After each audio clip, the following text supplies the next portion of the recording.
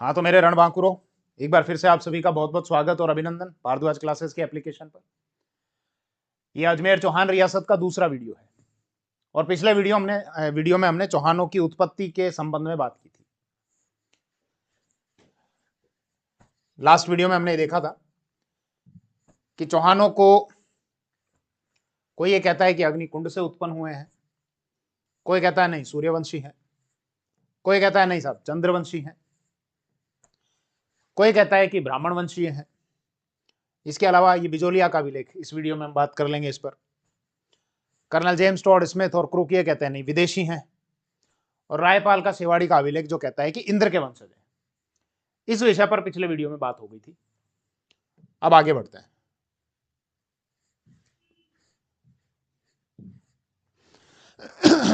चौहानों के शासन की शुरुआत कहां से होती है और किसके द्वारा होती है? ये एक व्यक्ति हैं वासुदेव चौहान।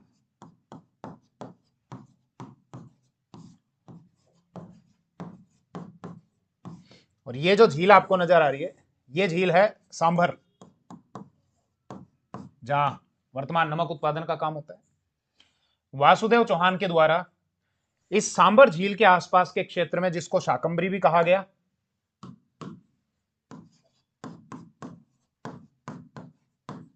या सपालदक्ष कहा गया, या सांभर कहा गया, इस क्षेत्र के आसपास चौहानों की सत्ता स्थापित की गई थी 551 ईस्वी में। मतलब यहां से चौहानों के शासन की शुरुआत होती है। चौहानों के मूल पुरुष या आदि पुरुष वासुदेव चौहान कहां पर स्थापित करते हैं? सांभर झील के आसपास में चौहानों की सत्ता स्थापित करते हैं। कब करते हैं? 551 ईस्वी के लगभग करते हैं।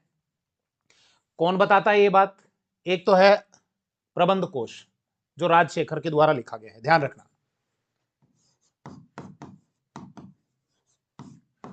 प्रबंध कोश किसके द्वारा लिखा गया है? राजशेखर। तो राजशेखर ने प्रबंध कोश में यह बताया है कि यहां इस झील के आसपास में चौहानों की सत्ता स्थापित करने वाला अगर कोई मूल पुरुष या कोई आदि पुरुष था तो वासुदेव चौहान था। यह तो ऐसा बताते हैं। और यह सांभर झील का प्रवर्तक वासुदेव चौहान को बताया गया है। मतलब कि सांभर झील अगर किसी ने बनाई है तो वो वासुदेव चौहान है। यह जानकारी कहां से मिलती है? बिजोलिया के अभिलेख से।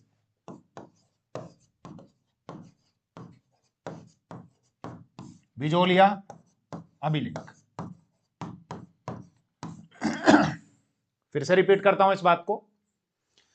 प्रबंध कोश में राजशेखर ने बताया है कि चौहानों की सत्ता स्थापित करने वाले वासुदेव चौहान थे, और बिजोलिया का अभिलेख यह बताता है कि सांभर झील के प्रवर्तक, सांभर झील को बनाने वाले वासुदेव चौहान थे।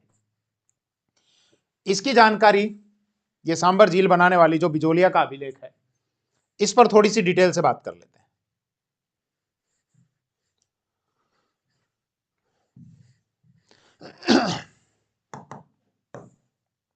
लास्ट वीडियो में हमने वैसे कुछ थोड़ी बहुत चर्चा इस पर की थी, लेकिन डिटेल से चर्चा नहीं की। इस वीडियो में करेंगे। ये बिजोलिया का अभिलेख, जैसा गूगल पर बिजोलिया अभिलेख सर्च करने पर जो इमेज आती है वो 1170 ईस्वी का। इस समय अजमेर के चौहान शासक थे पृथ्वीराज चौहान थर्ड के पिताजी सोमेश्वर चौहान। सोमेश्वर चौहान, इनके संबंध में बताया है साहब, इन्होंने एक तो गांव के लिए, इस मंदिर के लिए, यहां पर जो ये अभिलेख लगा हुआ है ना, तो बिजोलिया जो भीलवाड़ा में आता है, वहां पर पार्श्वनाथ जी का मंदिर है। पार्श्वनाथ उनका मंदिर है। उस मंदिर के लिए सोमेश्वर चौहान ने डोहड़ी दी थी। डोहड़ी का मतलब मंदिर के लिए कोई जमीन डोनेट की जाती है, उसको डोहड़ी कहा जाता है। तो पृथ्वीराज चौहान थर्ड, वही प्रसिद्ध पृथ्वीराज चौहान थर्ड के पिताजी सोमेश्वर चौहान ने उस मंदिर के लिए एक गांव दिया था। उस गांव का नाम था रेवणा। गांव का नाम रेवणा, और जो जमीन डोनेट की जाती थी, जैसे इस गांव की जमीन डोनेट की गई तो उसको डोहड़ी कहा जाता है। जैसे बोलते हैं ना साहब, इस मंदिर के पास कितनी डोहड़ी है, मंदिर के अंडर में कितनी जमीन है, तो जो डोनेट की जाती है गांव के लिए उसको डोहड़ी कहा जाता है। प्रॉपर नाम गांव का था रेवणा। एक चीज और जानकारी मिलती है कि सोमेश्वर चौहान की एक उपाधि थी प्रताप लंकेश्वर।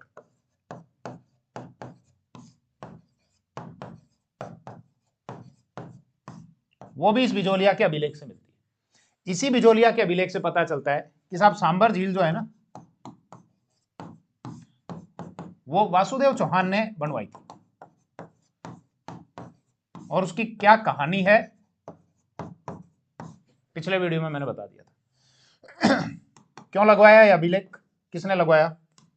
ये तो मंदिर पार्श्वनाथ जी का वहां पर लगा हुआ है। दिगंबर जैन मुनि थे लोलाक, इनका नाम है दिगंबर जैन लोलाक। पार्श्वनाथ जी का जब मंदिर बनाया गया और यहाँ कुंड वगैरह का निर्माण कराया गया, तो इनके द्वारा इसको बिजोलिया के इस अभिलेख को लगवाया गया था, इनके द्वारा। इस अभिलेख को किसने लिखा, किसने इसकी रचना की, इसके उत्कीर्णक कौन थे, उनके नाम आप ध्यान रखना।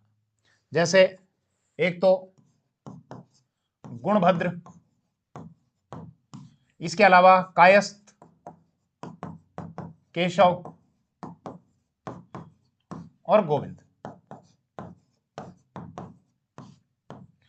गुणभद्र ने तो इसकी रचना की थी, ये जो अभिलेख है ना, ये वाला, ये वाला, तो गुणभद्र ने इसकी रचना की थी। रचना, इसको लिखने का काम किया था कायस्थ केशव ने, ये लेखक, और गोविंद ने इसको उत्कीर्ण किया था। बाठा एक बाठे पे लिखा हुआ है तो पेन से तो लिखा नहीं होगा, छेनी हथौड़े से इसको उत्कीर्ण किया होगा, तोड़ा होगा ना भाई, तभी तो ये बनाए होंगे अक्षर। तो उसको कहा जाता है उत्कीर्ण करना। पत्थर पर छेनी हथौड़े या जो भी इक्विपमेंट्स रहे होंगे, पत्थर पर इस प्रकार से लिखना उत्कीर्ण करना कहा जाता है। तो उत्कीर्णक थे गोविंद।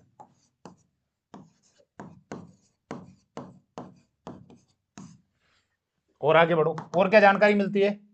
और जानकारी मिलती है ये जो मैंने आपको बता दी, सोमेश्वर चौहान, पृथ्वीराज चौहान थर्ड के पिताजी, मंदिर के लिए जमीन दान की थी। जो जमीन मंदिर के लिए दी जाती है उसको डोहड़ी कहा जाता है। इन्होंने एक गांव डोनेट किया था, उस गांव का नाम था रेवणा, और इनकी उपाधि देखने को मिलती है प्रताप लंकेश्वर। बता दिए। इधर आओ, ये जानकारी भी मिलती है कि साहब अजमेर के एक प्रसिद्ध चौहान शासक थे विग्रहराज फोर्थ। ये जो इमेज आपको दिख रही है, ये विग्रहराज फोर्थ की है। आप अजमेर राजपुताना म्यूजियम है अजमेर, वहां पर भी आप जाएंगे तो वहां पर आपको इनकी और जानकारी मिलेगी। विग्रहराज फोर्थ की जानकारी मिलती है कि इन्होंने दिल्ली का पर अटैक किया था। दिल्ली का मतलब दिल्ली, तोमरों को पराजित कर दिया था और दिल्ली पर विजय प्राप्त की थी।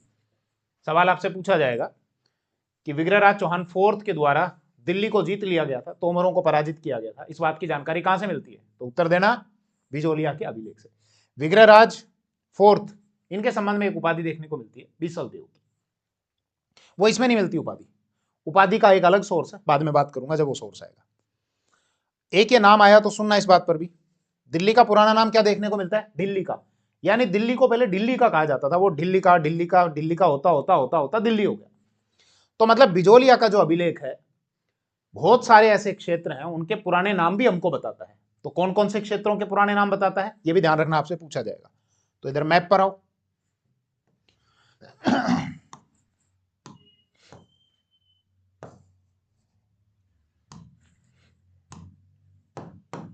एक तो दिल्ली का, मतलब दिल्ली का नाम है ये, दिल्ली का, इसी को दिल्ली कहा जाता है। इसके अलावा बिजोलिया, जो भी कहां आता है? भीलवाड़ा में। बिजोलिया का नाम देखने को मिलता है विजयावल्ली, विजयावल्ली। इसके अलावा ऊपरमाल, ऊपरमाल कौन सा? चित्तौड़गढ़ में जाओगे तो एक जगह आती है भैंसरोडगढ़, और भीलवाड़ा में कौन सी जगह आती है? बिजोलिया। तो बिजोलिया से भैंसरोडगढ़ के बीच का ये जो पठार है, प्लेटू, ये वाला, इसको कहा जाता है ऊपरमाल का पठार। और इसके संबंध में नाम देखने को मिलता है उत्तमाद्री।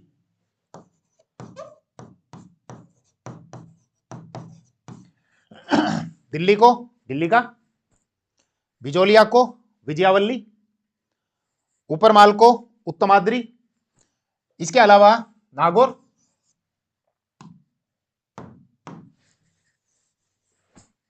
नागौर, नागौर को अही छत्रपुर, और इसका अर्थ क्या है बीकानेर रियासत में मैंने आपको डिटेल से बता दिया था। इसके अलावा पाली में एक जगह है नाडोल, जहां चौहानों की जो कुलदेवी आशापुरा माता, वहां पर उनका प्रसिद्ध मंदिर स्थित है, और भी कई जगह मंदिर है। मुख्य जो मंदिर है यहाँ नाडोल में है, उसका नाम देखने को मिलता है नड्डुल। इसके अलावा नागदा, नागदा कहां पर? मेवाड़ में, उदयपुर में, मेवाड़ रियासत में पढ़ा आपने, तो नागदा। इस नागदा का नाम देखने को मिलता है नागहृद, नागहृद। इसके अलावा मांडलगढ़ कहां पर आता है? भीलवाड़ा में, उसका नाम देखने को मिलता है मांडलकर, ये भीलवाड़ा में। मांडलगढ़, उसका नाम देखने को मिलता है मंडलकर, मंडलकर।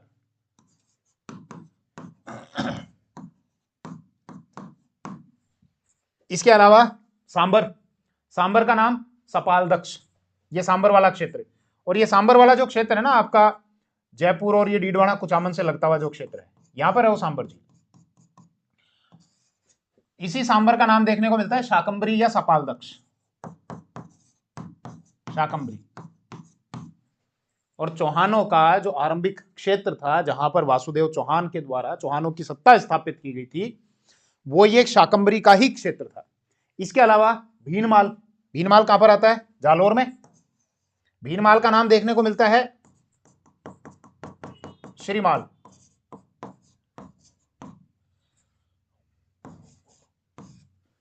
तो इसको वापस एक बार रिपीट कर लें, देखो फिर से यहां से मैं बताता हूं आपको।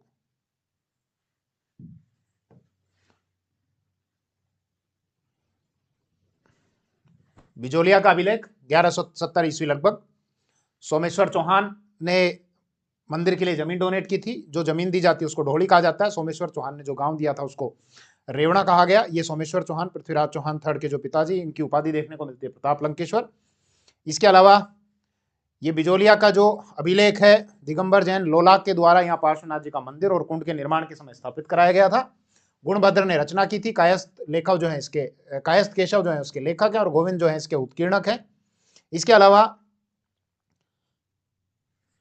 विग्रहराज चौहान फोर्थ, उन्होंने दिल्ली का मतलब दिल्ली पर अटैक किया था, तोमरों को पराजित किया था, दिल्ली को जीत गए थे।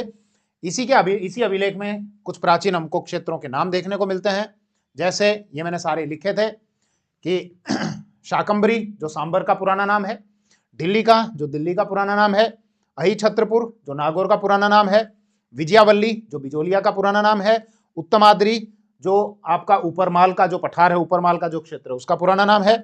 इसके अलावा नागदा, नागहृद लिखा नहीं, अच्छा ये लिख दिया, नागहृद इसका पुराना नाम है। पाली में जो नाडोल है उसका पुराना नाम नड्डुल है। इसके अलावा भीनमाल, इसका पुराना नाम श्रीमाल है। और मांडलगढ़ जो आपका भीलवाड़ा में आता है उसका पुराना नाम मंडलकर देखने को मिलता है। कुछ और जानकारियां भी यहां से हमको मिलती है। कौन कौन सी जानकारियां? अभी फिर मैं वापस आ जाऊंगा, इस जगह पर आऊंगा, क्योंकि चौहानों की जो आरंभिक सत्ता शुरू हुई थी वो यहां इस शाकंभरी के क्षेत्र से शुरू हुई थी, तो वापस हमको इसी जगह पर आना है। लेकिन उससे पहले एक बार बिजोलिया का अभिलेख और क्या क्या बातें बताता है उस पर थोड़ा सा और देख लेते हैं। इधर ध्यान दो।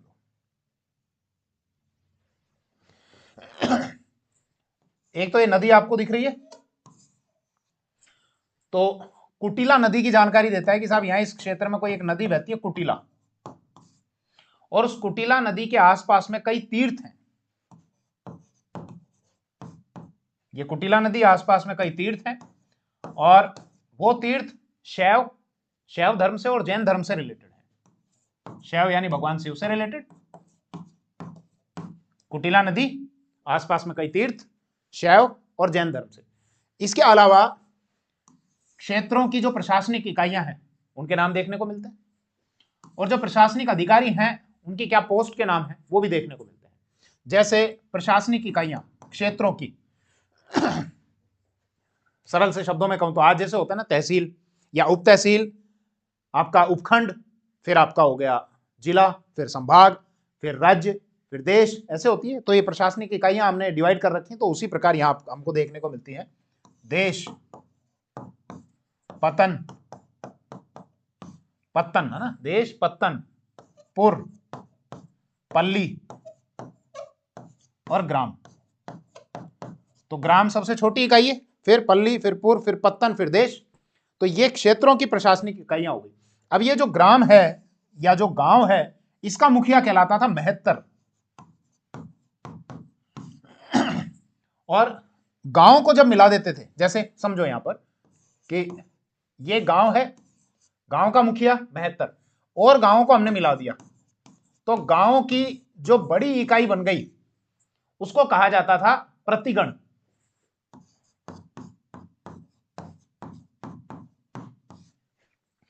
और इन गांव का जो मुखिया होता था, सुनना, एक गांव का मुखिया महत्तर, गांव की जो बड़ी इकाई है वो संयुक्त रूप से क्या कहलाती थी? प्रतिगण। और इस प्रतिगण का जो मुखिया होता था वो कहलाता था परिग्राही। फिर से बोलूं, मान लो आप उस टाइम में होते, हम लोग जीवित होते और हमको किसी गांव के मुखिया से मिलना होता, तो हम कहते साहब वो ग्राम का मुखिया महत्तर कहां जी, महत्तर कहां मिलेंगे? बोले साहब महत्तर का मतलब गांव के मुखिया के बारे में पूछ रहे।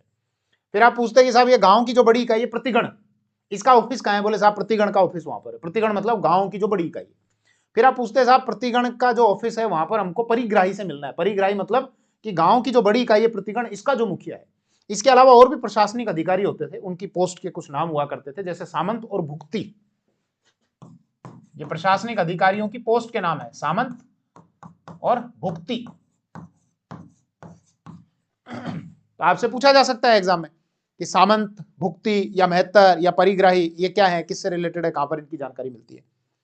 और यही बिजोलिया का अभिलेख है जहां से हमने शुरुआत की थी, जो हमको जानकारी देता है कि साहब वासुदेव चौहान के द्वारा ये जो सांबर झील है, इस सांबर झील को बनाया गया था।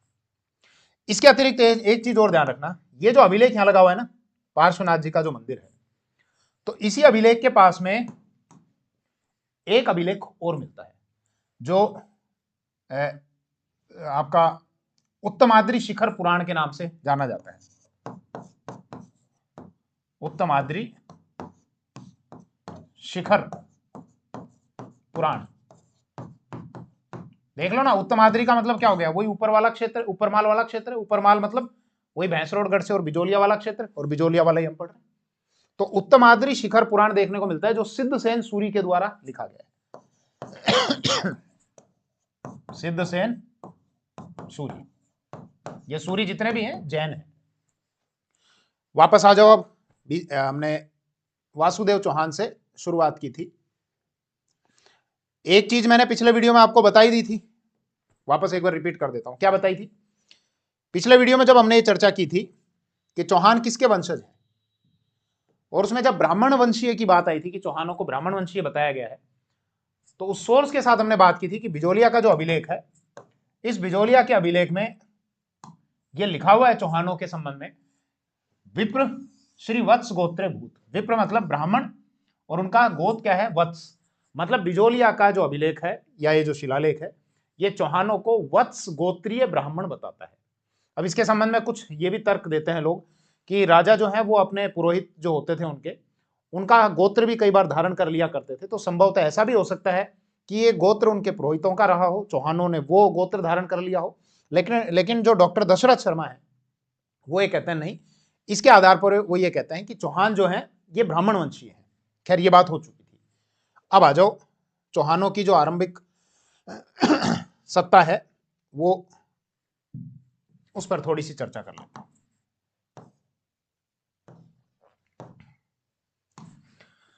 चौहानों के शासन की शुरुआत वाला क्षेत्र माना जाता है कि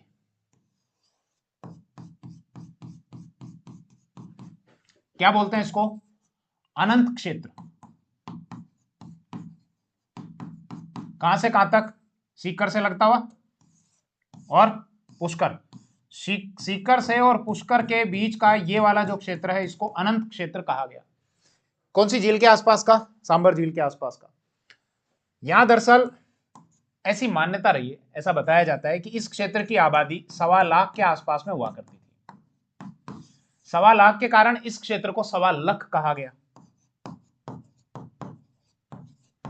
1.25 लाख से होता होता सपाल दक्ष हो गया। भाई 1.25 लाख, 1.25 लाख, 1.25 लाख, 1.25 लाख, सपाल दक्ष।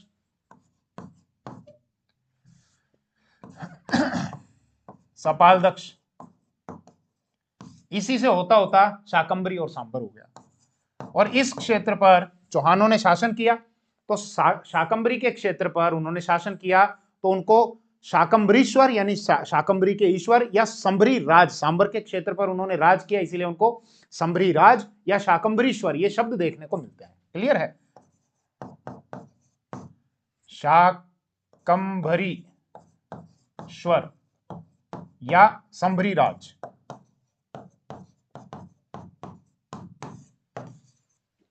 ये आरंभिक क्षेत्र रहा। तो अभी तक क्या क्लियर हुआ? एक तो बिजोलिया के अभिलेख के बारे में क्लियर हुआ, एक चौहानों का जो आरंभिक उत्पत्ति स्थान था जहां से उनकी शासन की शुरुआत होती है वो क्लियर हुआ, किसके द्वारा ये शुरुआत की गई वो क्लियर हुआ। ये 3-4 बातें यहां से अभी तक क्लियर हुई। अब थोड़ा और आगे की ओर बढ़ते हैं और आगे इस वंश में कौन कौन से शासक हुए उनके शासन काल के बारे में थोड़ी सी चर्चा कर लेते हैं। इस वंश के एक शासक हुए थे गुवक प्रथम। ये गुवक प्रथम जिनको वीर राजा कहा गया। अच्छा, उससे पहले एक चीज और ध्यान देना, मैं वापस आता हूं, एक चीज और ध्यान देना। चौहानों का ये जो क्षेत्र रहा था ना, अनंत प्रदेश, सीकर से लगता हुआ पुष्कर के बीच का, चौहानों की जो आरंभिक राजधानी थी, ये भी कई बार पूछा जाता है, तो अहि छत्रपुर थी। नागौर वाला जो क्षेत्र है, बता चुका हूं, बीकानेर रियासत में, इसको अहि छत्रपुर कहा गया और ये चौहानों की आरंभिक राजधानी थी।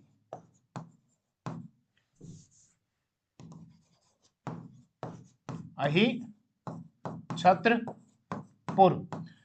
इसके अलावा एक और चीज आप ध्यान रखना कि रामकरण आसोपा जी ने यह कहा है कि ये जो नाम हुआ चौहान, ये चाहमान से बना है और सांबर झील के चारों तरफ रहने के कारण चाहमान ये लोग कहलाए। तो ऐसा कौन कहते हैं? रामकरण आसोपा। इसको भी आप ध्यान रख लेना, मेरे दिमाग में आया ये। रामकरण आसोपा क्या कहा कि सांबर झील है, उसके चारों तरफ ये आरंभिक क्षेत्र इनका था, यहां पर रहे, इसी के कारण ये चाहमान और फिर ये चौहान कहलाए, ऐसा ये कहते हैं रामकरण आसोपा। अच्छा, एक चीज मैंने और बताई थी आपको पिछले वीडियो में एक व्यक्ति के नाम की चर्चा की थी, पृथ्वीराज आपका जयानक, पृथ्वीराज विजय जिनके द्वारा लिखा गया है। सुनना थोड़ा सा।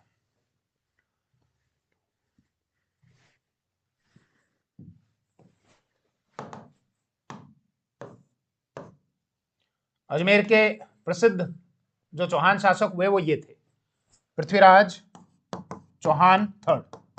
इसका मतलब पृथ्वीराज के नाम से टोटल 3 शासक हुए, सबसे अंतिम जो लास्ट थे वो पृथ्वीराज चौहान थर्ड थे। इनके दरबारी थे काफी, जैसे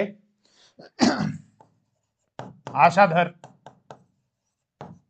विद्यापति गौड़,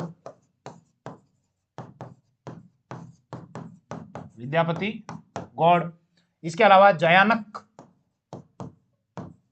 इसके अलावा वागीश्वर जनार्दन,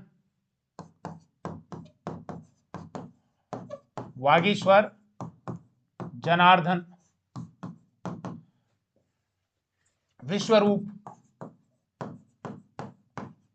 और चंदबरदाई।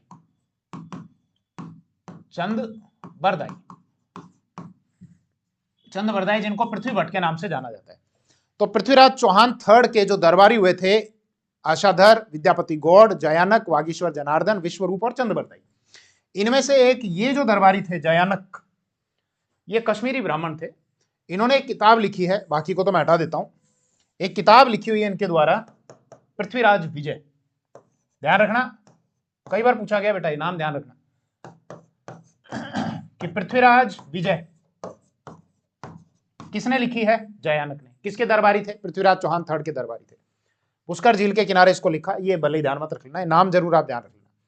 इन्होंने ये बताया कि साहब ये जो चौहान है ये इस शब्द से बना है, चा है मा और न। ये चौहानों की जो विशेषताएं हैं उन विशेषताओं का द्योतक है। मतलब ये जो शब्द है चौहानों की विशेषता बताता है और जो चौहान योद्धा थे उनमें ये विशेषताएं थी, इसी के कारण वो चौहान कहलाए, ऐसा ये बताते हैं। चा मतलब जो चाप धनुष चलाने में निपुण हो, है का मतलब जो हरि पूजा करे, मान सम्मान करे, नीतिवान हो। ये गुण जिस व्यक्ति में थे वो चाहमान कहलाए और चाहमान से होते होते चौहान हुए। ये जयानक में जयानक ने बताया है पृथ्वीराज विजय में। जयानक के द्वारा कुछ और इंपॉर्टेंट बातें भी बताई गई हैं, थोड़ा सा मैं बता देता हूं, आगे चलकर मैं वापस रिपीट कर दूंगा, उसकी मैं बात करूंगा डिटेल से आपके साथ में। जैसे जयानक एक तो ये कहते हैं कि इसी वंश में जो शासक हुए थे,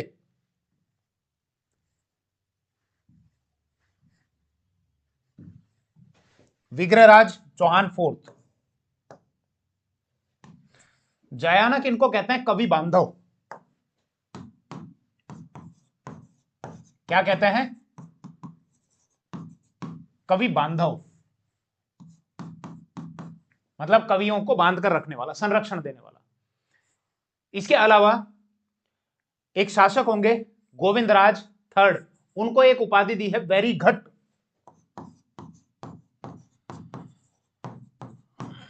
इसके अलावा एक शासक होंगे अजयराज चौहान, जिन्होंने अजमेर बसाया था, उनके लिए लिखा है कि उन्होंने धरती को चांदी से भर दिया था।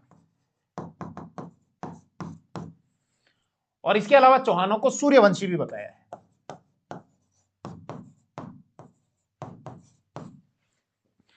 मतलब जयानक, जिन्होंने पृथ्वीराज विजय लिखा है, उन्होंने बताया है कि चौहान योद्धाओं में चाह है, मान है, इससे वो बना है, ये उनमें विशेषताएं थी। चाप चलाने में निपुण थे, मतलब धनुष चलाने में, हरि पूजा करते थे, मान सम्मान किया करते थे अतिथि का, और नीतिवान थे, तो वो चाहमान कहलाए, उससे चौहान हुआ।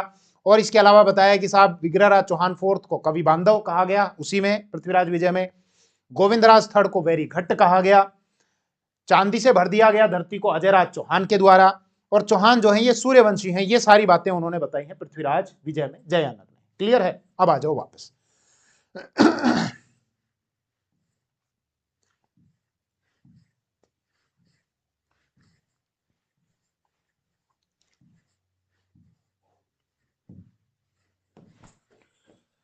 तो इस वंश के एक शासक हुए थे गुवक प्रथम। चौहान पहले स्वतंत्र नहीं थे, प्रतिहारों के सामंत हुआ करते थे। एक प्रतिहार शासक थे नागभट्ट सेकंड, नागभट्ट सेकंड। शुरू में गुवक प्रथम नागभट्ट सेकंड के सामंत थे, और नागभट्ट सेकंड ने गुवक प्रथम को एक उपाधि दी थी। बोले आप बड़े वीर हो साहब, वीर राजा हो आप तो इनको एक उपाधि दी गई थी वीर राजा की, ये भी आप ध्यान रखना। लेकिन बाद में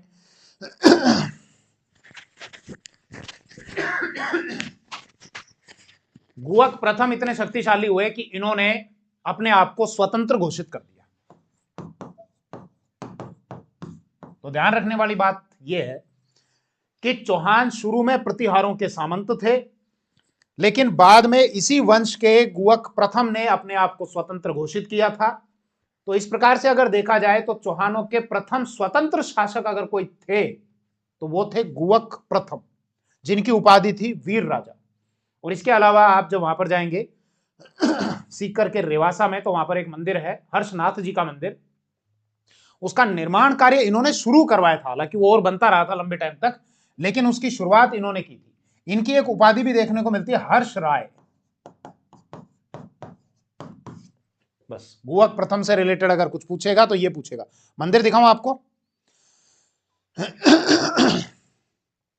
ये हर्षनाथ जी का मंदिर रेवासा सीकर में। काफी जगह तो इसकी खंडहर में बदल चुकी हैं, तोड़ा गया था इसको। खांसी ठीक हुई नहीं है। ये मंदिर है हर्षनाथ जी का, भगवान शिव का मंदिर है, भैरू रूप में उनकी पूजा होती है। ये देखो, अगर आपको दिख रहा है क्लियर, कुछ काली काली सी दिख रही है इमेज, कोई बात नहीं, आप एक काम करना, गूगल पे इसको सर्च करके देखना। ये वहीं के हैं, गूगल पे आप सर्च करेंगे तो ऑफिशियल वेबसाइट भी अगर आएगी तो उसमें बहुत सारी इमेजेस आपको दिखेंगी, आप देखना एक बार इसको जरूर। चलिए आगे बढ़ते हैं।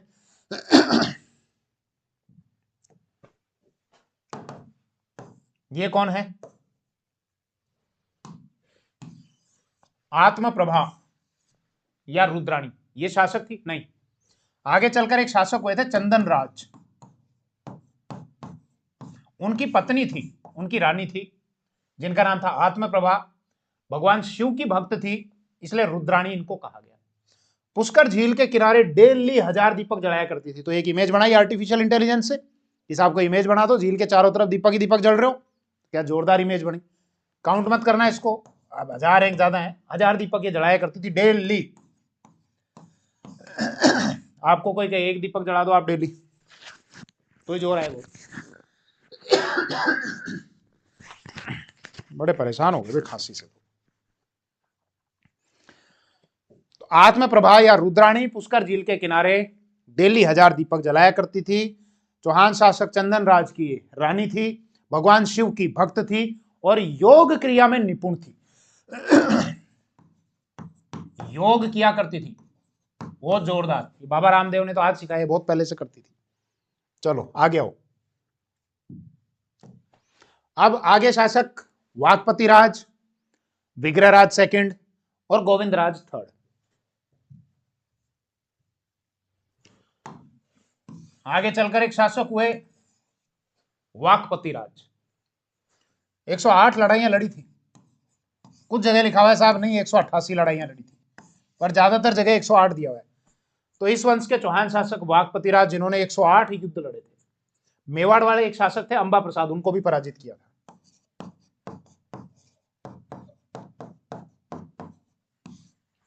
इनके एक पुत्र थे लखन सिंह या लक्ष्मण सिंह।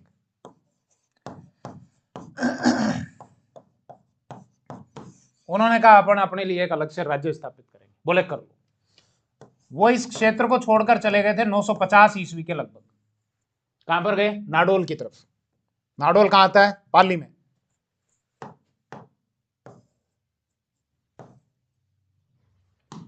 ये पाली में नाडोल। नाडोल में चौहानों की सत्ता स्थापित की थी लक्ष्मण सिंह या लखन सिंह ने। किसके बेटे थे?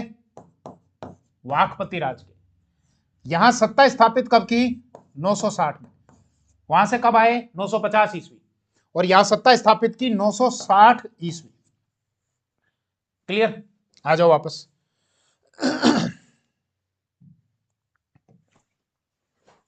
अगले आओ। इसमें क्या ध्यान रखेंगे? वाकपति राज कितने युद्ध लड़े साहब? उत्तर देना 108। मेवाड़ के किस शासक को हराया था बेटा? साहब अंबा प्रसाद को हराया था। इनके एक बेटे थे ना? बोले हाँ साहब लखन सिंह थे।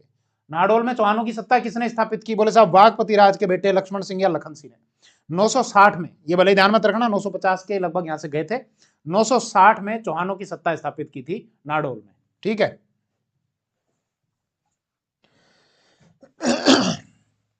इसी वंश के एक शासक हुए विग्रहराज सेकंड। इन्होंने गुजरात की तरफ अटैक किया। एक चालुक्य शासक थे मूलराज प्रथम।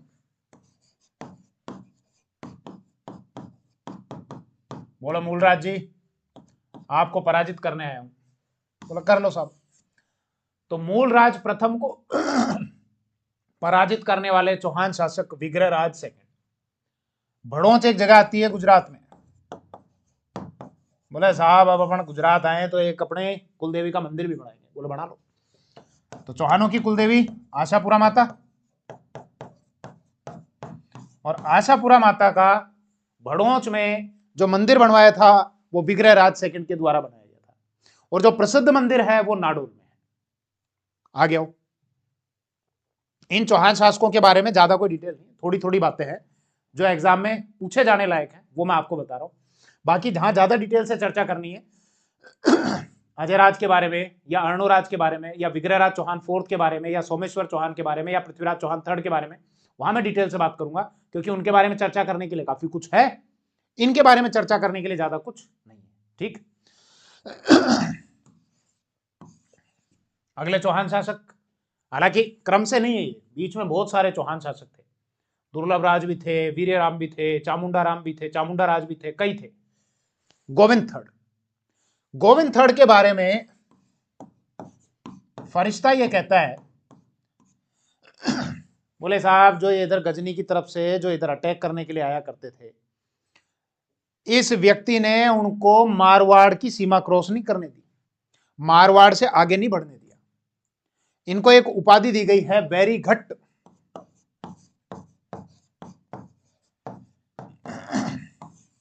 दो चीज हैं क्या? फरिश्ता तो क्या कहता है कि इधर पश्चिम से जो आक्रांता आया करते थे आपके तुर्क जो आते थे, इनको मारवाड़ की सीमा नहीं क्रॉस करने दी। किस शासक ने नहीं क्रॉस करने दी? गोविंदराज थर्ड। तो फरिश्ता ऐसा किसके बारे में कहता है? गोविंदराज थर्ड के बारे में। गोविंदराज थर्ड के बारे में ऐसा किसने कहा कि तुर्की जो आक्रांता थे इनको मारवाड़ क्रॉस नहीं करने दिया था? फरिश्ता ने। और ये जो उपाधि है वेरीघट, वीडियो पॉज करो बेटा और रिकॉल करो, अभी थोड़ी देर पहले मैंने बताया था आपको कि वेरीघट की उपाधि दी गई थी गोविंद थर्ड को। किसके द्वारा दी गई थी? वीडियो पॉज करके सोचो। बताया था आपको क्या? जयानक।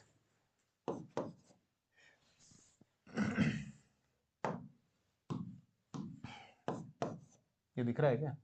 नहीं, इससे बढ़िया तो वाइट है।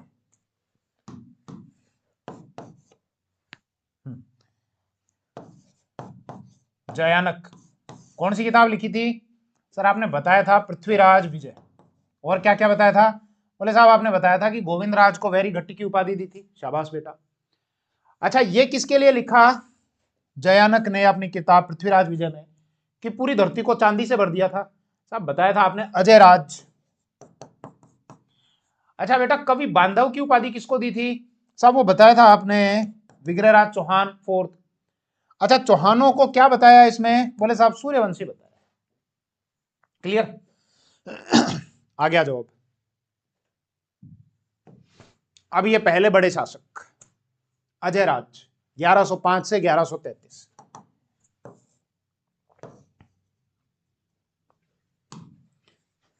कितना हो गया ये? चलो ये इनको नेक्स्ट वीडियो में करते हैं। अजय राज चौहान को नेक्स्ट वीडियो में करते हैं। थैंक यू, जय हिंद।